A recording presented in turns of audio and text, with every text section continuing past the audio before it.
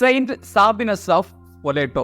ஸ்பொலேட்டோ நகர புனிதர் சாபினஸ் டயக்லோசிஸ் மன்னரோட அடக்குமுறைகளை எதிர்த்து உயிர் தியாகம் செய்த கிறிஸ்தவ ஆயர் சாபினஸ். டயக்லோசிஸ் மன்னரோட ஆணைப்படி கிறிஸ்தவர்கள் அனைவரும் வேற்று கடவுள்களை ஏற்றுக்கொள்ளணும், இல்ல அப்படின்னா கொலை செய்யப்படுவாங்க.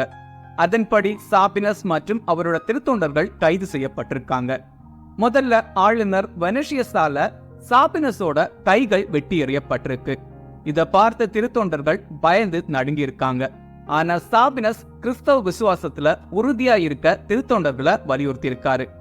இறுதியா திருத்தொண்டர்கள் இரும்பு கொக்கியால உடல்கள் கிழிக்கப்பட்டு இறந்து போயிருக்காங்க. சாபினஸ் சிறையில் அடைக்கப்பட்டிருக்காரு. பார்வையற்ற சிறை கைதி ஒருத்தரோட பார்வைய சாபினஸ் மீட்டு கொடுத்திருக்காரு. இதை கேள்விப்பட்ட ஆளுநர் வெனசியஸ் தன்னோட பார்வை குறைபாட்டை சரி செய்ய சாபினஸ கேட்டிருக்காரு. ஜபத்தினால சாபினஸ் ஆளுநரோட பார்வை குறைபாட்டை சரி செஞ்சிருக்காரு. இதுக்கு பிறகு ஆளுநர் மனம் திரும்பி கிறிஸ்தவரா மாறியிருக்காரு. சாபினஸுக்கு பாதுகாப்பும் கொடுத்திருக்காரு. இதை கேள்விப்பட்ட மன்னர் மேக்சிமியாஸ் ஹெர்குலஸ் இத பத்தி விசாரிக்க லூசியஸ் அப்படிங்கிற ஒரு அதிகாரிய வலியுறுத்தி இருக்காரு.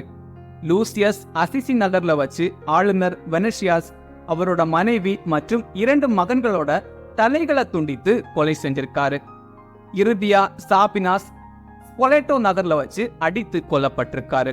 டிசம்பர் 30 செயின்ட் சாபினஸ் ஆஃப் ஸ்பொலேட்டோவோட ஃபீஸ்ட் டே.